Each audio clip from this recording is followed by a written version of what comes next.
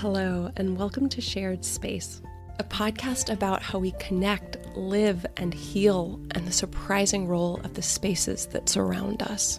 I'm your host, Erin Peavy, and I'm so happy to have you with us today. I had such a wonderful time talking with our guest for this episode. We explore how the built environment can foster equity, diversity, and inclusion, and yet how often it's purposefully designed to exclude. Her story is really an inspiration for anyone thinking about going into a field or already is a part of a field and looks around and feels like they don't see themselves represented, either their skin color or their ideas or their way of thinking. And in so many ways, she let pain be her guide and created something uniquely special and life-giving. I really hope you enjoy our conversation. It has felt like a gift for me to be able to share her story. My guest is the founder and executive director of Chicago Mobile Makers, an award-winning nonprofit organization bringing design-focused workshops to underrepresented communities. She's someone who believes strongly that architecture should not be a privilege and must expand to accommodate more people through teaching and community engagement. And it is beautiful the way that she lives this out every day. So welcome, Maya Bird Murphy. Thank you so much. Awesome. So I'm super excited to have you here today to talk about Chicago Mobile Makers and what it's been like to create this place and space for connecting a community around design. My mind is blown by the fact that you did this while working full time, completing your master's. Is that true? That is true. It was a crazy time. I bet. So tell me a little bit more about the genesis behind this. What sort of started you down on this route, and what started you down? So tell me a tiny bit about your background and how you came to architecture. Yeah, I'll just start like from the very beginning. Mm-hmm. I find that it's the best place to start with this story. But I was just telling you, I grew up in Oak Park, Illinois, and that's the first suburb west of Chicago. And a lot of people know this place because of Frank Lloyd Wright, and that's where his home and studio is. Oh, yes. Yeah, just a bunch of Frank Lloyd Wright buildings. And so, Yes. I have now realized I have toured there. That is why that yeah. sounds familiar. Yeah. And so many people have just come through, and that's usually why people are coming to Oak Park is for Frank Lloyd Wright. Yeah. Um, Fascinating. so I always knew about architecture because, you know, everybody talked about Frank Lloyd Wright. We were constantly hearing about him. And That so, is like, it's just so different. I can't think of any other community where you're like, the entire place is, yeah, filled with, yeah, that's awesome. Okay, sorry, go on. it's definitely strange. And like actually in college, we did a Chicago trip. And we like came to Mm-hmm. Oak Park, and I was like, I see this stuff all the time. Like, this is not cool. Like, um, yeah, but yeah. So I grew up there. I knew about architecture very early. I didn't have to like go searching to know about it or anything because it was Yeah. just kind of surrounding me. Yeah. And I'm not one of those people that's like, oh, I knew I wanted to be an architect at 5 or something. Like I Mm-hmm. didn't really know, and I didn't make the decision to go into architecture until like right before college. Mm-hmm. But I did end up going to architecture school at Ball State, and it was definitely not a first choice, but it was Mm-hmm. affordable. It was close to home, but Yeah. far enough that I felt like I was kind of getting away. Yeah. Um, and so I went here. I grew up in Oak Park, which is very diverse, and then I went to Mm-hmm. Muncie, Indiana, which not so much, and especially Ball State. I think it was like 8% black or something like that in like 20,000 kids or something. Yeah. Um, so it was like a culture shock, honestly, going there. It was kind of hard at times, and so I tell this part of the story just because I definitely was like collecting feelings in my mind, I guess, as I was going through life and going through college about, what would become Chicago Mobile Makers. So school was uncomfortable a lot because, we were only learning about white. There were very few non-white architects that we learned about. We were never talking about social architecture. It was always, Starchitects and Frank Gehry and, everybody like that. And so I would do projects through a social lens and it would be looked down upon pretty much, where my work wasn't respected as much because I was trying to Just solve real problems. that just blows my mind. I experienced a little bit of that in school, and I was just like, "Are you kidding me, people? What in the world?" Really crazy. Yeah. And so, I was actually graduated early because I was ready to get out of there. And I was thinking that Chicago would be so much better. I was going to come home. And then I started working in firms that I was the only Black person. So nothing changed. Cool. Yeah. And I already knew that I wasn't going to be someone who was going to work 40 hours a week in an office. I already knew that before I even did it. And then I just did it because that's what you're supposed to do. And then quickly figured out that wasn't going to work for me. And so I started kind of looking outside of traditional architecture to kind of figure out what I wanted to do. And so I went back to school, and specifically, I talked to the dean before I even applied to Boston Architectural College, where I did my grad school. But I was like, I have this idea, and I want to do it for my thesis, and is that going to be okay?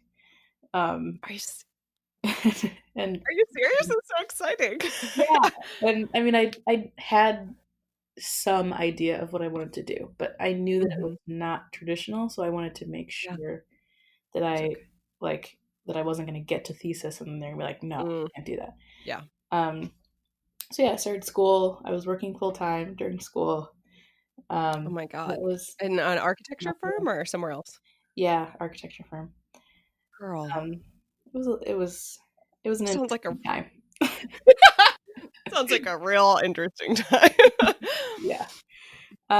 It was, I mean, the program is made for people who work full time, so that made it better, but I was definitely working all the time. So I got to my second year of grad school and finally got to my thesis project, and that was the first time I really had time to just sit down and think about all these feelings and all these experiences I had through mostly college. And then that's when Chicago Mold Makers kind of came together. So all the research and development was done. And I actually designed the truck. It's a very different truck than what is here in real life, but that's when I designed the truck. Can I ask, how, what was your process when you say, that's the time that I sat down and listened to my feelings?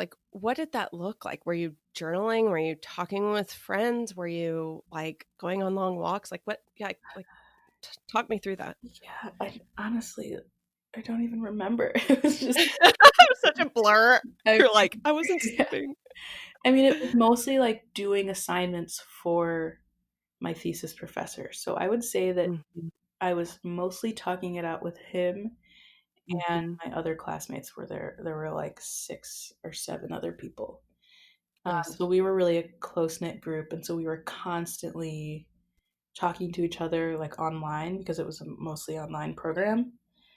And I think that's how I kind of just I finally got to flesh out all of the ideas and then put them into some kind of organized thing that became a business, which I give my thesis professor credit for that mostly because he has started businesses himself. And so I feel he pushed me to really think about how it could be a real thing. Yeah, that's awesome. Yeah. Is that why you selected him or? No, it was totally random. I didn't know that I would have him. Yeah. Isn't that such kismet of when those types of things happen and you're it's not that it wouldn't have worked out, but I'm just not sure it would have actually become a like what it is today. Yeah, and I think about that Yeah. for my entire like grad school experience because I'm like I said, I reached out to the dean and she was all for it, Mhm. but Mhm. there were many like people on crits and Oh yeah. that were like, why is this needed? This isn't architecture, blah blah blah. So like I knew that I had the dean and my thesis Mhm. professor on my side, and like that's all that mattered to me. Yes. Ca- And Like, can I just say, like, I mean, it so resonates with so much that I've experienced taking a different path. And I just like the power of champions, the power of those people that get you and make it okay when other people don't. yeah. I just am like, shout out to all of them because they're amazing. Like, may we all be that for somebody else. And I Yeah, mean, it sounds like that's exactly what you guys are doing and what you are now for a lot of other people. So, okay, so like walk us through what is Chicago Mobile Makers? sure. So we are a nonprofit organization in Chicago, and we do design thinking and problem solving workshops all over the city. So it's not strictly, I have an architecture background, but it's not strictly architecture. I like to say that Mhm. it's design thinking and problem solving because those are like very basic skills that all of us need. And I think schools don't always prioritize that kind of education. Can you tell us a little bit about what design thinking is for anyone that's not familiar with it, and sort of what you see as the role of design thinking, both in community with other people and maybe individually? Yeah, so I think the definition of design thinking that I like to use is like knowing exactly how to go through the design process. So you're using the Mhm. design process to just like an everyday way to solve a problem or to figure out a solution to something. So Mhm. I think that that is really helpful, obviously, in the design fields, but also in STEM. And people are thinking about design thinking a lot more these days because Yeah. it, I think that it touches like science and technology and, STEM. um, Yeah, and all I mean, to me, all of life in a lot of ways. I mean, like just thinking about, well, how do you so many of the easy problems today are like solved, right? And all we're left with is a lot of complex things that don't have just a single answer. And I feel like design thinking is such a great method of approaching those types of problems. yeah. Um, And I think it also is great. Like, I always have kids present like proposals. And so they're mhm, going through the entire design thinking process so that they can figure out or at least propose solutions to problems and then like, mhm. share out all of those solutions. So I think it's an entire kind of system. So that's okay. So good. One of the things that so you hadn't necessarily. This is the first time I heard you mention kids specifically, but it is, and there's I'm learning about it. I've read about it online, but it seems to be geared primarily to kids. Is that accurate or inaccurate? Yes, accurate. So Okay, I would say we usually have workshops for kids like age 8 to 18, which is a pretty nice. big range, but we Yeah. have specific programs that work for, different age groups. So what made you like? You said that you went into your master sort of with this idea and then fleshing it out. Like, what made you say, "Hey, I want to take design thinking around. Like, I need a van to do Mhm. design thinking with kids." How did that? Like, kind of talk me through that journey. Sure. So I would say it probably started with during my thesis, I asked two questions. How can we diversify the design fields, and how can we improve disinvested communities? Mm-hmm. And can those two things happen simultaneously? So Yeah. I think that I started thinking about kids because, the design field has a huge diversity problem, and Yes.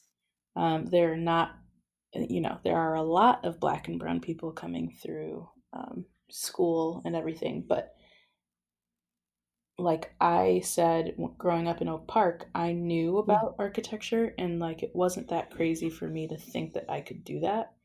And so mhm, if you think about, in Chicago on the south and west sides, it's mostly Black and brown communities and low mhm. income communities. And if they are never seeing building happening in their community Yeah, at all, why would you ever yeah, think, oh, I'm gonna go?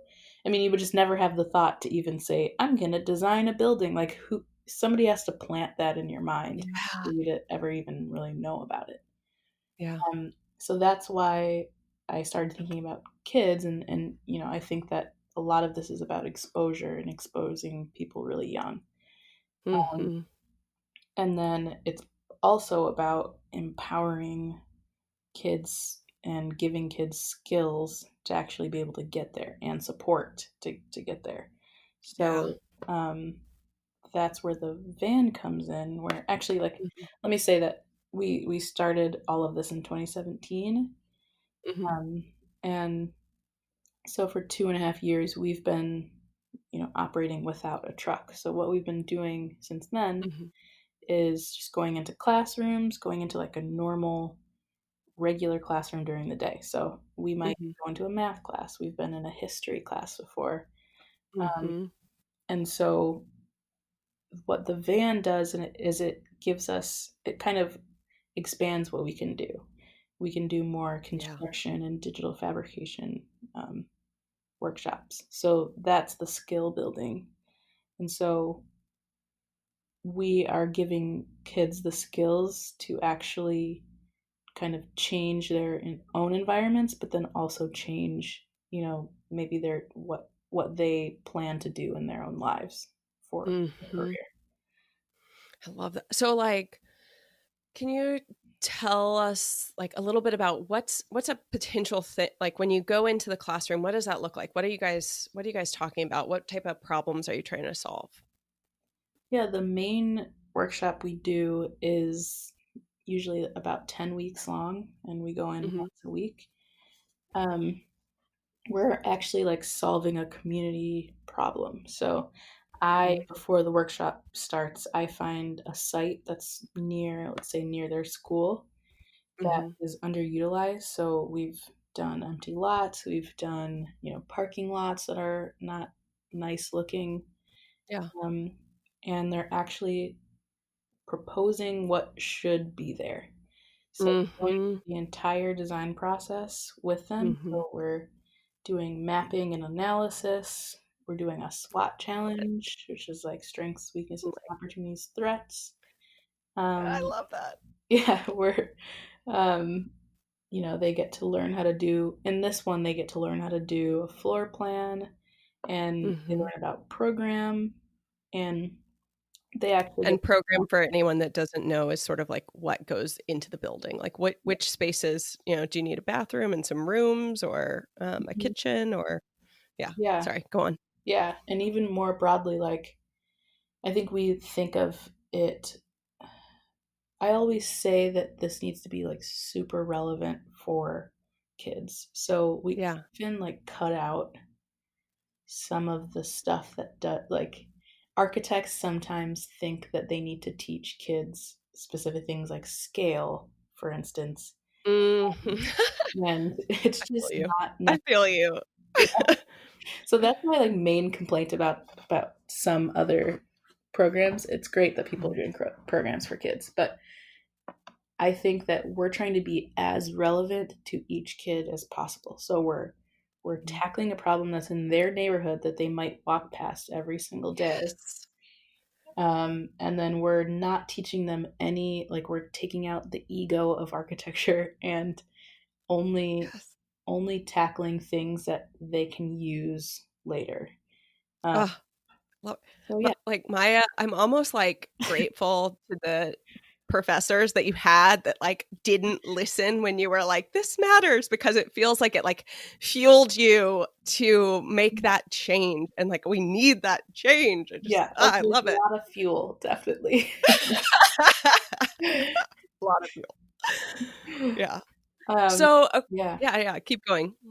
Oh, well, after they do all of that, they just kind of propose what they would like to see there. And in this case, Mhm. it's a building, but I think in the future we'll see, a product, or once we Mhm. have digital fabrication machines and things like that, like a laser Mhm. cutter, 3D printer, we can kind of expand to other things besides buildings. And then a big thing, like I said before, is them sharing out. So we like to do final Yeah. presentations, and it is kind of like a little critique.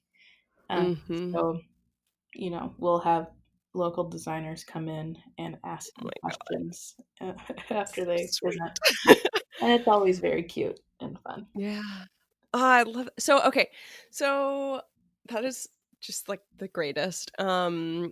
So a lot of what we talk about on this podcast is around creating spaces of connection. And I think it's especially cool that you've created a space for connection that teaches people how to create like more places for potential connection. Like Mhm. I want to kind of ask kind of two different layers of questions. So one is around like, what has it meant to you to both like in physical form, maybe with the van, to create a place where these students can come together and connect, and then also with like just in any space that you go into, sort of creating a safe space for connection. So I'll start with that question. Um, so the van, I'll tell you a little more about the van. Yeah. Um, so I did design the van in thesis because I needed, it was a Master of Architecture. I needed to do something architectural. Um, so I took concepts from that and designed a smaller van, and we actually Hmm. bought the van in May of 2019, and it's Hmm. an old, like, retired USPS truck. Hmm. And so it has about 12 feet by 9 feet in the back. Hmm. So I designed, um, and kind of redesigned and redesigned the back of that, and then finally found people who were willing to work on the project, which was a little bit hard Hmm. to find just because it was, it's kind of a weird project. Hmm. Um, and so during the summer of 2019, we did a lot of fundraising, and then it took like a full year. We just finished the build out, and it features birch plywood cabinetry and kind of these birch plywood panels on top with recessed lighting, and there's some like soft seating, like a bench. Um, Hmm. and so it's supposed to be like a roomy and a comfy place to be, but it Hmm. also has like a lot of storage for tools. And we plan to have power tools, hand tools. We have a 3D printer in there, and then we're also going to eventually get a laser cutter. And it's created so that it's really easy to take stuff off the truck because it's not a very big space. Yeah. And so it will be really easy to go work outside. And I think the Hmm. coolest part of the truck, which at first I had no clue how I was gonna, figure this out, but Hmm. I thought that I was gonna need a generator to Hmm. power everything. But we found this guy who is like an expert in auto electric stuff. So Hmm. he like let us know that no, you don't need a generator.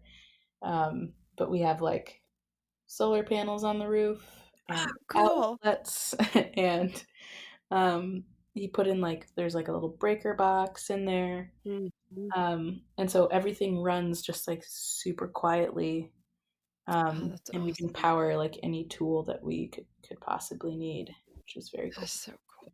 So yeah, it's supposed to be, it's supposed to be this tool that we can use to build things, but Mhm. it's also a place for people to connect and and it's supposed to feel, like the color palette and everything was supposed to feel safe and comfortable. And yeah, I hope it's kind of this community gathering thing where we can park somewhere, like it could be an empty lot, and then we can kind of activate the lot and have workshops there. Or we Mm-hmm. could do, not now, but probably next summer, we'll try to go to different street festivals, and Oh, do pop-ups there. So I it love definitely that. is a place to connect, and that's kind of the purpose of it. Mm-hmm. That's awesome. Yeah, that's really cool. I wrote a report on like sort of digging into the research and looking at third places. So essentially, if home is a first place that's sort of private and for or informal, and work is or school is that, public but formal, well, what's that third place? And Sure. one of the things that we talk about is activation, and how important that is. And I love that, it's sort of traveling activation and finding and sort of how it, I think right now, especially in the pandemic, we're seeing like our streets being activated. And I love the idea of how I mean, it sounds like how you can sort of pull this into a parking lot or a street and activate that and create these sort of pop-up, spaces for community learning.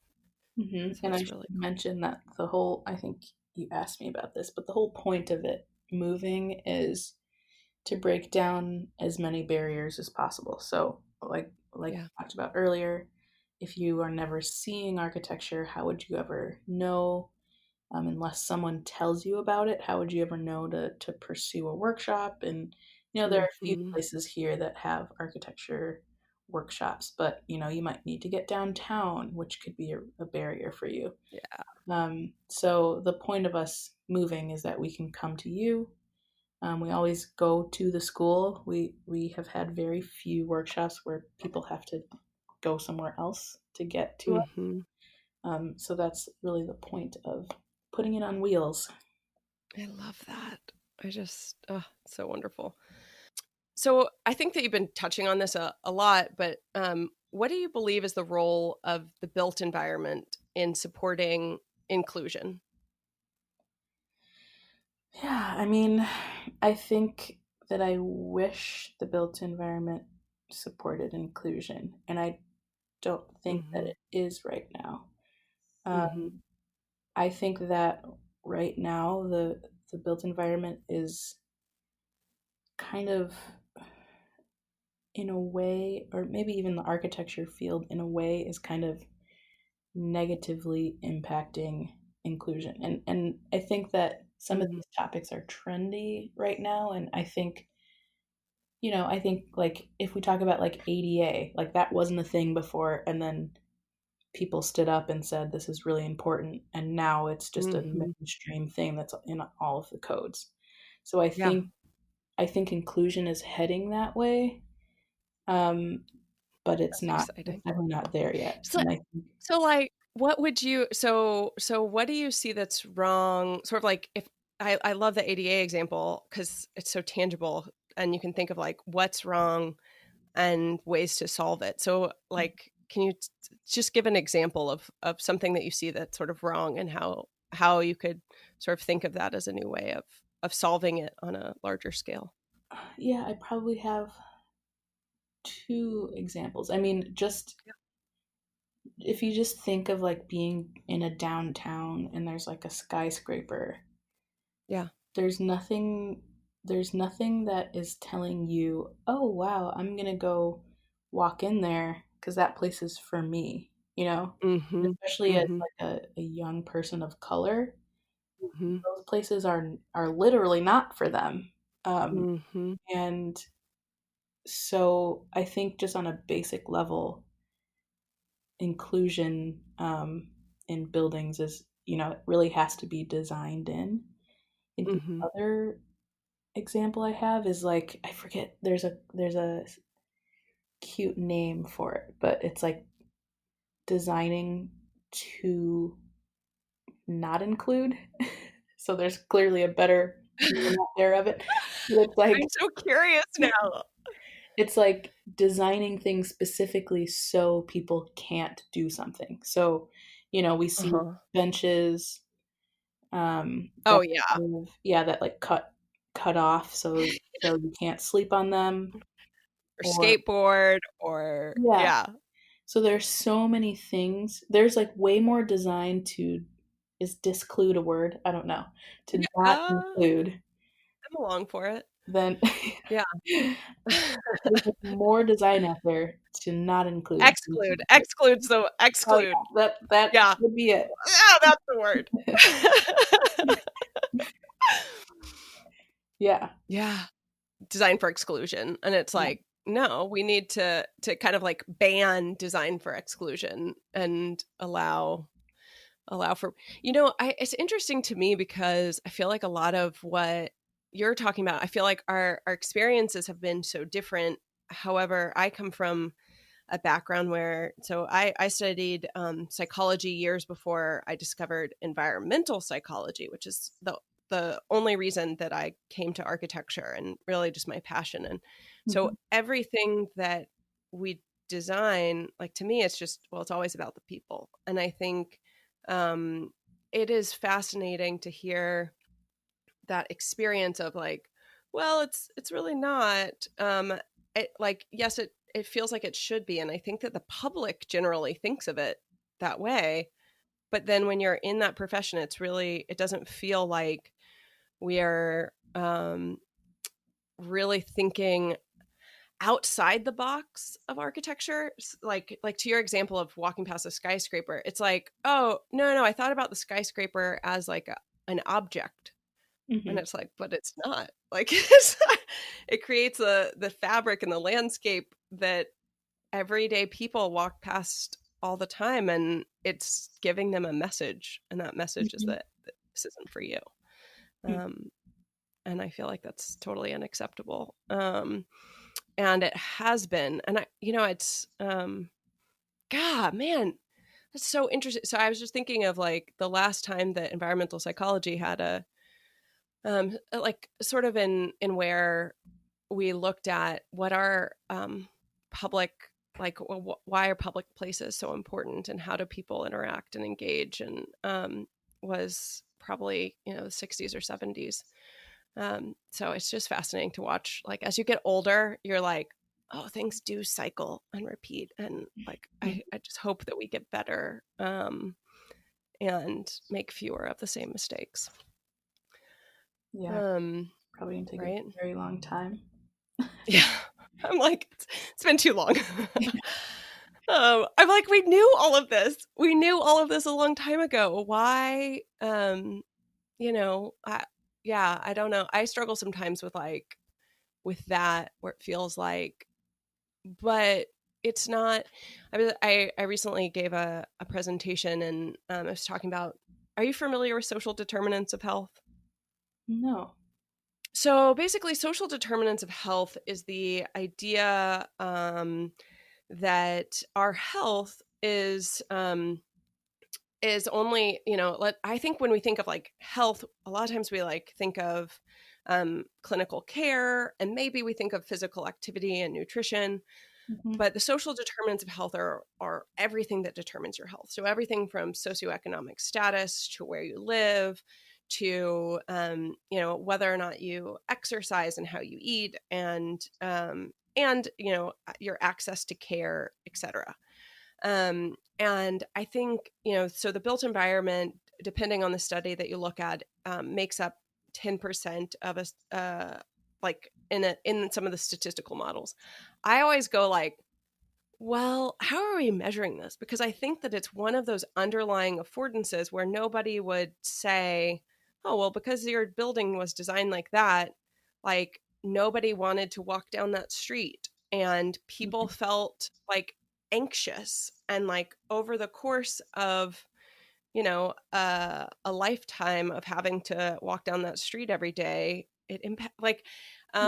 it impacts people. And it was really interesting to me because at the end of the presentation, so I talked a lot about like architecture as public health, and how we have to collaborate with one another.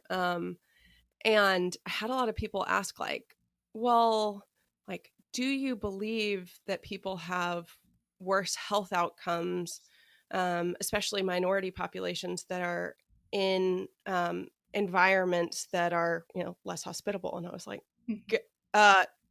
like, it's not a matter of belief. Like, it's so much scientific evidence to that fact. It's sort of like saying, do you believe that cigarettes are bad for your health? I mean, it's just like, you're just saying the most obvious thing in the world. And I think that the way that you're helping open up the eyes of people when they're younger, to not only think about like the built environment, but to, like, how are we serving, and how are we thinking about problems, and how are we questioning the status quo for the betterment of all? I mean, it's just super exciting to I think see. I So think the real thing is like hoping that some of those kids grow up and then yes, become the disinvested yes, who like yes, stop stupid things from happening. I mean, yes. we're saying that it's so obvious, but then why is it I still know. just okay that we're building No, unhealthy buildings for people? Like it's I know. happening constantly. Yes, yeah. Yeah, I love that. I love that vision, and I feel like you guys are making a big dent in it. So one of the things I had talked about is like when you think about design as a noun and a verb, so meaning like design as a thing that you create versus design as the process that you go through in order to create the thing that you create. Does that make sense? Hmm. So I was wondering, what do you think needs to be considered in both when we think about design to be more inclusive? So I think that you talked a little bit about like design as the noun. So how do we like not design for exclusion? But maybe what about like our process of designing? What do you think needs to change? I think that we need to obviously have a very diverse group of people doing the designing. So I think that's a huge part. Mm-hmm. And also, there's not enough designing with the community that you're designing for. Mm-hmm. And Say so, more. yeah, we need to. Why are we coming up with a design and then saying, "Oh, this must be right," and then like not For asking, you. yeah, and then not asking anyone what they think of it. I mean, Mm-hmm. that's insane. Um, Mm-hmm. and that's another thing that seems obvious that just is happening all of the time. And finally, we have, sometimes we need to have a public meeting or blah, blah, blah. But, Mm-hmm. sometimes that doesn't even change anything. Yeah. Um, so, yeah, I think that the community or the people who are going to be affected should be, um, talked to right at the beginning, and they should be part of the design process instead of, right now I feel like it's seen as like a burden, like, oh, we have to get past the public meeting and then we're good. They should just be, Mm-hmm. part of the design process. Yeah. Yeah, I totally agree. And I just think, how much better our communities would be if it was both more accessible to be a part of the design process and just like more normal aspect. I think to that same, it's like, and what's the research following your design of that you're going to be held accountable to, that says like, oh, that it had positive effects on the people in the community. Yeah, totally. And I think that's something that, with sustainability, another very trendy thing that, I don't know if it's actually changing anything to have like our level of sustainability that we're at now in the field. Hmm. It's slightly better, but it's not, making Hmm. any huge waves. Um, Hmm. but that very often doesn't need to be actually like charted. There doesn't need to be like any data afterwards after building a building to say like, oh, this is actually working. It's like, Yeah. Yeah, it's like, "Oh, you had all the right intentions. Okay, good. yeah. Go ahead." And Uh-huh. so yeah, we should be doing that for sustainability too, but let's also do it for, how people actually feel Yeah. the building. Yeah. Yeah, totally. Okay, so maybe my last question would just be when, I feel like you've really created a space for connection and been a real community builder wherever you go. Um, and I would wonder sort of what's your takeaway, or what would be like something that you'd want to pass on to others about how to build community wherever you are. Hmm. I think that, let me think about it for a sec. Yeah, take your time. I think that the biggest thing is just being open and like listening and hearing. Hmm. Um, I think that's so huge, and it's something that we often just skip over when we're designing or Hmm. when we're trying to solve problems. I think that the biggest thing is just to sit down and like have a conversation, and I think Yeah, that is building community, and you can kind of go from there. yeah, I like that. Awesome. So, can you share with us your plan for going forward? Not only, I'm kind of curious right now during this pandemic, and then thinking about, this next school semester that's coming up, and for the future overall. Can you share with us a little bit more about your plan? Yeah, so this summer is going to be an interesting one, definitely. We're going to try the truck is kind of an opportunity just because it's Mhm. outside, and Yeah. we can easily do like a pop-up. And so we're talking Mhm. to another nonprofit about kind of partnering to do a few pop-ups around the city, and then Mhm. we're actually maybe doing a design build program with a small group of kids because we just got Oh, cool. kind of a large grant, and it's going to allow us to do um, some kind of program where the kids are designing and then building out like actually with their own hands, Oh my God. something small scale. So a community garden or, transforming a lot or something like that.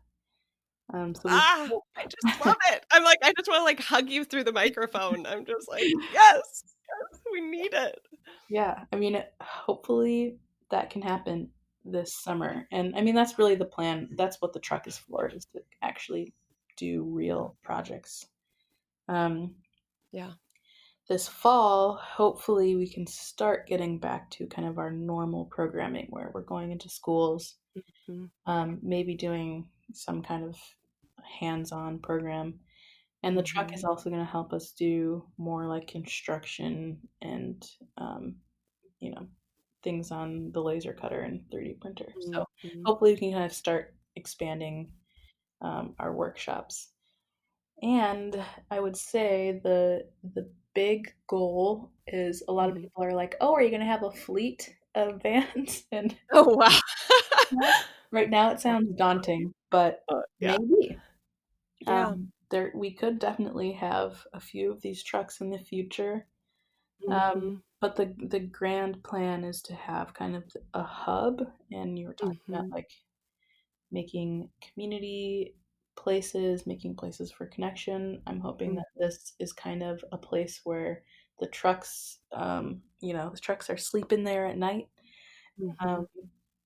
and then it's kind of a buzz with activity during the day where we're having, Mhm. a bunch of different types of workshops happening throughout the week. Mhm. Um, but then it could also be kind of a gallery where we show off kids, the kids' work. Yeah. It could be a place to do kind of different programming and have people come in. But yeah, Mhm. again, like this safe space where people are learning and having fun and meeting new people, and then also Yeah. like building a lot of different skills. Yeah. Can I say like when I hear that, I just feel like I feel this sense of belonging for some of these kids.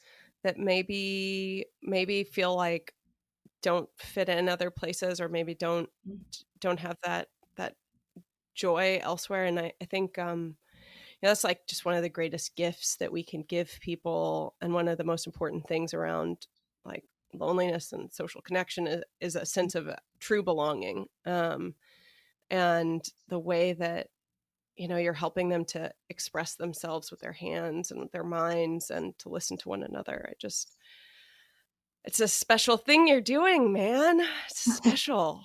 I mean, that's really the hope. Like, people ask me, like, how do you know if it's working? And I think, like, I get joy by seeing, like, the one kid who was really quiet, like, totally come out of their shell during the final presentation. And so, like, to me, that's all I need.